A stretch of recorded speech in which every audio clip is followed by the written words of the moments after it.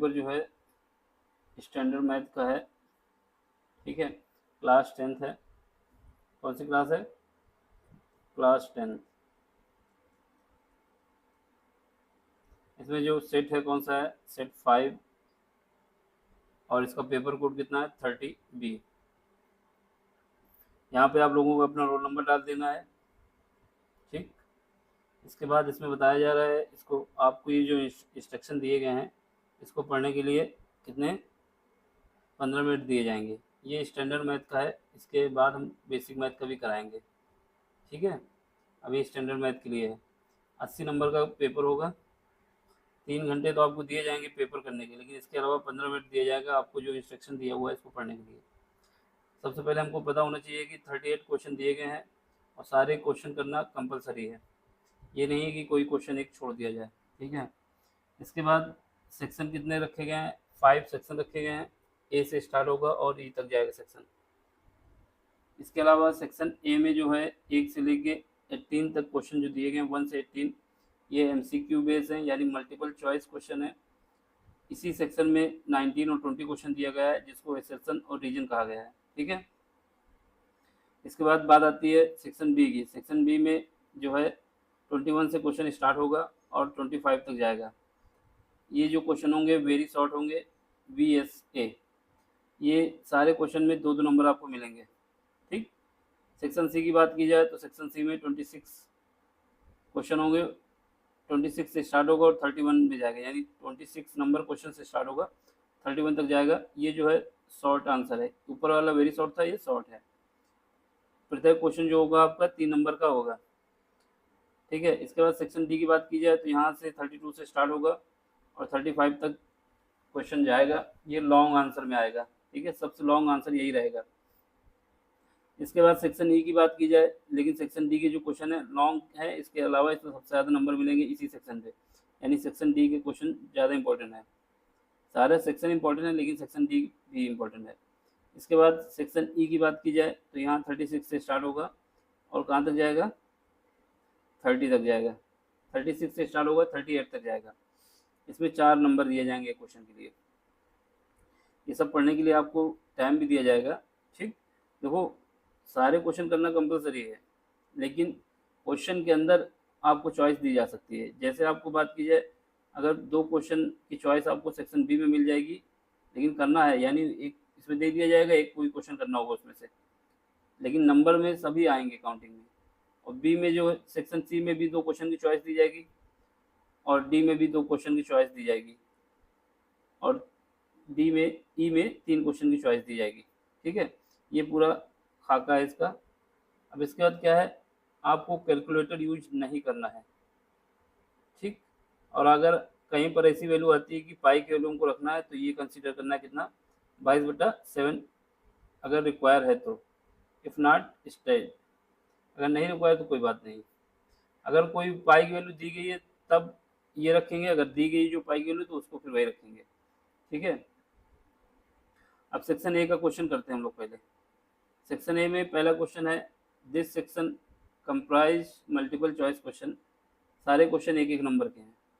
पहला क्वेश्चन है एलसीएम किसका निकालना है? 24, 36 और 60 का, in term of their prime factor. Prime factor के रूप में इनका एलसीएम निकालना है। तो एलसीएम निकालने का क्या तरीका होता है हमारे पास? एलसीएम निकालने का तरीका ये होता है कि हमारे पास जो दिया हुआ है, जैसे 24, 36 और 60 दिया हुआ है, तो सबसे पहले 2 से डिवाइड किया जाता है। किससे? 2 से। तो 2 से डिवाइड करेंगे, कितना आ जाएगा? यहाँ पर 12 आ जाएगा, यहाँ पर 36 का 18 आ जाएगा, यहाँ 30 आ जाएगा।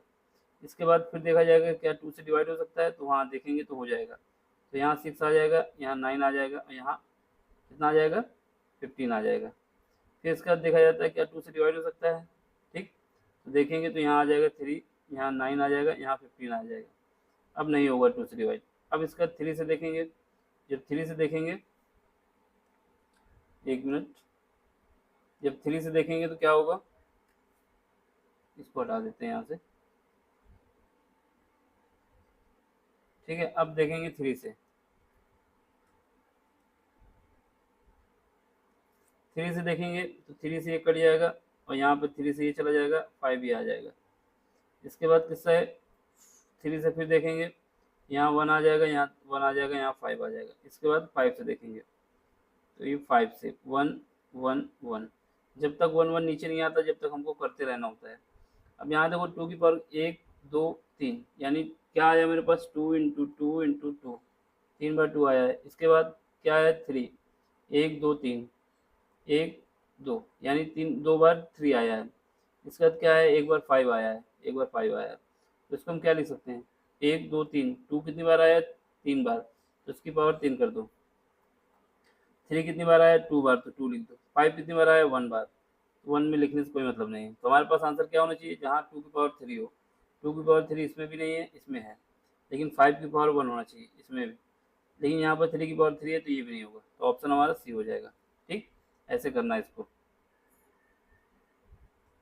अब अगला क्वेश्चन है, आपसे कह रहा है कि the graph of a polynomial, the graph of polynomial intersect the y-axis at the point at one point and the y-axis at 2 point, the number of zeros of this polynomial। Hindi वाले भी देख लें तो कहेंगे हमें तो दिखाया भी नहीं गया, ये इंस्ट्रक्शन दिया गया है, इसको देख लेना। ये हमारा पहला क्या था, एलसीएम निकालना था, लासापा निकालना था। ठीक है, दूसरा क्वेश्चन देख लो। दूसरा क्वेश्चन में क्या है कि एक बहुपद का आलेख y एक्सिस को एक बिंदु पर तथा y एक्स एक्सिस को दो बिंदुओं पर प्रतिच्छेद करता है। इस बहुपद के शून्यकों की संख्या, तो वो जितनी एक्सिस पे कट करेगा x एक्सिस पे वही हमारा आंसर होगा। यानी देखा जाए तो हमारे पास जो ग्राफ है, ग्राफ ऐसे कुछ होगा। ये ग्राफ जो है x एक्सिस को 2 पॉइंट पे कट करे और y एक्सिस को 1 पॉइंट पे, ये मान लो ऐसे जा रहा है। ये क्या हो गया, ये हमारा ऐसा ग्राफ हो सकता है, या फिर ऐसा हो सकता है कि y एक्सिस को एक जगह पे कट करे और x एक्सिस को दो जगह पे कट करे, ऐसे भी हो सकता है। ठीक है, तो जहाँ पर x एक्सिस को कट करेगा उतना ही इसका जीरो होगा। जीरोज क्या होंगे, जो रूट्स होंगे वही जीरोज होंगे। यानी जो x एक्सिस पे एक यहाँ पे कट कर रहा है, यहाँ पे कट कर रहा है, इसमें यहाँ पर कट कर रहा है, यहाँ पर जो x एक्सिस पे कट करेगा वही जीरोज होगा। तो क्या ऑप्शन आ गया, बी। तो ऑप्शन हमारा बी, समझ गया, तो ये हमारा आंसर हो गया बी। अगला क्वेश्चन देखो, the solution of the pair of linear equation, the solution of the pair of linear equation, ये आपको बताना है। इसका जो इक्वेशन दी गई है, इसके ऑप्शन समझ गए ना, 2 आगे कैसे आए ये देख लिया ना। जितना पॉइंट हमको एक्स एक्सिस पे बताएगा वही हमारा आंसर होगा।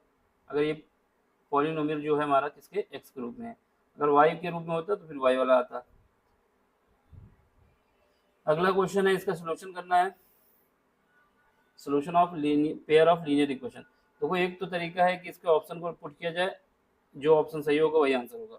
दूसरा इसको सॉल्व करने का है, तो हम सॉल्व करने का बता दे रहे हैं, ऑप्शन वाला आप चेक कर लेना। सॉल्व करने में क्या है, जो इक्वेशन दी गई, क्या इक्वेशन ये है, इसको लिखो यहाँ पर। पहली इक्वेशन है 2x, एलसीएम लेके लिख रहे हैं हम सीधे, तो यहाँ पर 2x है, नहीं लिख देते फिर एलसीएम ले लेते हैं। ठीक है, 2x divide by 3 y divide by 2 is equal to -1/6।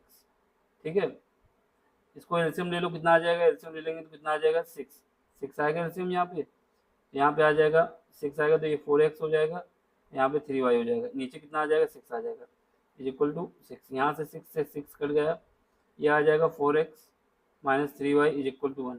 एक इक्वेशन ये बन जाएगी। ठीक है, दूसरी इक्वेशन बना लो, दूसरी इक्वेशन बना लो इसको लेके। यहाँ पर भी एलसीएम सीधे ले लेते हैं।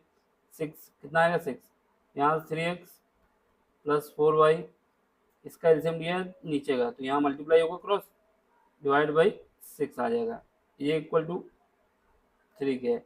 यहाँ से हमारे पास 3x plus 4y is equal to आ जाएगा 9। ये इक्वेशन नंबर सेकेंड हो जाएगी।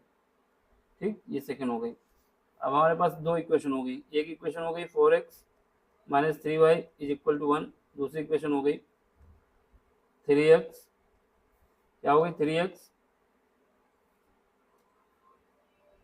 ये हो गई 3x प्लस 3x, हाँ दूसरी इक्वेशन कहाँ है, ये है 3x plus 4y is equal to 9 है। अब हमें क्या करना है, इनको सॉल्व करना है।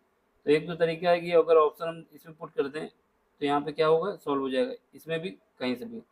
तो हम क्या करते हैं, एलिमिनेट मेथड का यूज कर लेते हैं।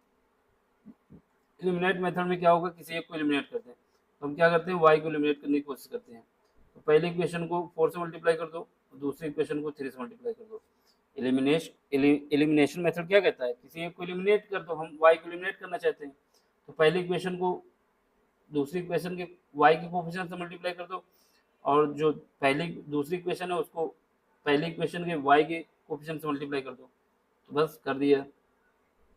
जब इसको 4 से किया तो कितना आ गया, 16 आ गया x, यहाँ पे कितना आ गया, माइनस का 12y आ गया, ठीक है। ये इक्वल टू आ गया कितना, 4। इसको 3 से मल्टीप्लाई करेंगे कितना आ जाएगा, 9x, यहाँ पे कितना आ जाएगा, प्लस का 12y, यहाँ कितना आ जाएगा, 27। इसको काटेंगे तो ये कट जाएगा, प्लस सॉरी ऐड करेंगे अगर, ठीक है, ऐड करने पे ये कितना आ जाएगा, ये हमारा आ जाएगा, ये हो जाएगा 24 ही तो होगा। अगर ऐड किया जाए तो 9 25 होगा, सॉरी कितना होगा, 25। तो 25 होगा, तो ये तो कहीं गड़बड़ हो गया क्या। अच्छा ये -1 है, देखो यहाँ पर गलती हो गई, ये -1 है, ये वैल्यू -1 दिया हुआ है ना, ये माइनस है, ये माइनस, यहाँ पे -1 लगा दो, यहाँ पे गलती हो गई, ये -1 है, तब ये -1 है तो क्या होगा, ये हमारा माइनस का 4 आ जाएगा, ये वाली जो वैल्यू आ जाएगी वो माइनस का 4 आ जाएगी, ये माइनस का 4 आ जाएगी, ठीक है। तो अब इसके बाद क्या होगा, माइनस का 4 आएगा तो कहाँ पे दिक्कत हो रही भाई, 9 3 का 27 ही तो होगा, 3 18, यहाँ पर भी गलती कर रहे हो। ये 3 दूनी 6, 6 और 3 कितना होगा, 18 होगा ना, 9 कहाँ से हो जाएगा, मांग खाली होगा भाई, ये 9 18 हो जाएगा, ये 18 हो जाएगा, ये इसको फिर 18 करो, ये 18 हो जाएगा, ठीक है, हमने जोड़ दिया था उसको, ये हमारा कितना हो जाएगा, 54 हो जाएगा टोटल। यहाँ पे कितना आ जाएगा, 54, 18 का 54 होता है, तो ये 54 हो जाएगा, ठीक है। अब यहाँ से कितना हो जाएगा, यहाँ से 25 x हो जाएगा, ये ऐड करेंगे तो 50 हो जाएगा, यहाँ से x की वैल्यू आ जाएगी 2, x की वैल्यू 2 ऑप्शन में, एक इसमें नहीं है, एक इसमें भी नहीं है, इन दोनों में कोई एक है, ठीक है। अब क्या करेंगे, y की वैल्यू निकालने के लिए किसी एक इक्वेशन में पुट कर दो, y की वैल्यू निकालने के लिए हम इसी वाली इक्वेशन में पुट कर ले रहे हैं, ये माइनस है 1, अब इसमें पुट करेंगे कितना आ जाएगा, 4x, x की वैल्यू कितनी आई है, 2 आई है, -3y इज इक्वल टू -1, यहाँ से कितना आ जाएगा, -3y is equal to minus का 9 आ जाएगा, ठीक है। यहाँ से y की वैल्यू आ जाएगी 3, ऑप्शन हमारा सी आ जाएगा। इसको देखो सीधे ऑप्शन से चेक करना था, रख के सॉल्व कर लेना था, या फिर इतना लंबा प्रोसेस करके आपको सॉल्व करना था, जैसी मर्जी हो आप कर सकते हो, सबसे अच्छा ऑप्शन होगा, क्योंकि ऑब्जेक्टिव क्वेश्चन 1 नंबर का है, हमारे पास ऑप्शन दिया हुआ है, एक एक ऑप्शन धर के चेक कर लेंगे, रिजल्ट आ जाएगा। अगला क्वेश्चन क्या है, इसका भी the roots of the quadratic equation given है, क्या रूट्स होगा ये आपको गिवन है, ठीक। इसको भी क्या कर सकते हैं कि ऑप्शन रख के हम पुट करके निकाल सकते हैं, नहीं करना चाहते तो सॉल्व कर लो, कैसे करना है। सॉल्व करने के लिए क्या करेंगे, हम इस इक्वेशन को लिख सकते हैं x², ठीक है, प्लस इसको हमें किस मेथड से यूज करना है, फैक्टराइजेशन मेथड से। फैक्टराइजेशन मेथड ये कहता है कि जो b है यानी x का कोएफिशिएंट है, उसको ऐसे ब्रेक करना है दो पार्ट में, कि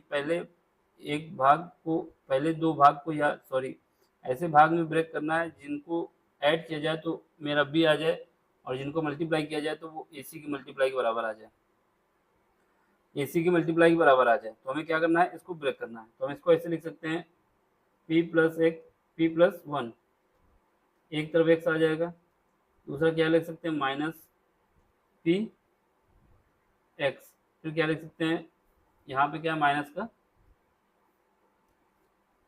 यहाँ पे माइनस का p+1, इसको ऐसे हम लिख सकते हैं, इस वाले पूरे भाग को हम ऐसे लिख सकते हैं ना। जब इनका मल्टीप्लाई करोगे तो हमारे पास ये वाला मल्टीप्लाई आ जाएगा, 1 तो है ही है, और जब एडिशन करोगे तो x आ जाएगा, काम बन गया। अब यहाँ से क्या करो, x कॉमन ले लो, पहले वाले भाग से x कॉमन लोगे कितना बचेगा, यहाँ x बचेगा, और यहाँ पे कितना बचेगा, p+1 बचेगा, ठीक है। ये एक ब्रैकेट में, यहाँ से माइनस क्या कॉमन ले लो, p कॉमन ले लो माइनस का, यहाँ क्या बचेगा, यहाँ पर भी हमारे पास x बचेगा, ठीक, और यहाँ पे क्या बचेगा, यहाँ पर प्लस का, क्योंकि माइनस बाहर है, तो यहाँ बचेगा p+1। अब यहाँ से क्या है, एक पार्ट आ जाएगा मेरा आ जाएगा x माइनस पी, दूसरा पार्ट आ जाएगा x प्लस p+1, तो ये दोनों आ जाएंगे बराबर 0। तो यहाँ से हमारे पास क्या आएगा, x की वैल्यू आ जाएगी p और x की वैल्यू आ जाएगी -p+1। तो ऑप्शन क्या आएगा, p आनी चाहिए और ये आना चाहिए। ठीक है, दोनों में कोई भी तरीके से आप कर सकते हैं, जैसा आपको अच्छा लगे। या तो ऑप्शन पुट कर दो, सीधे निकाल लें। जब ऑप्शन पुट करेंगे, पहला p रखेंगे तो पहले दो पार्ट तो कट जाएंगे क्योंकि माइनस p है, फिर इन दोनों में चेक कर लेंगे, आंसर आ जाएगा।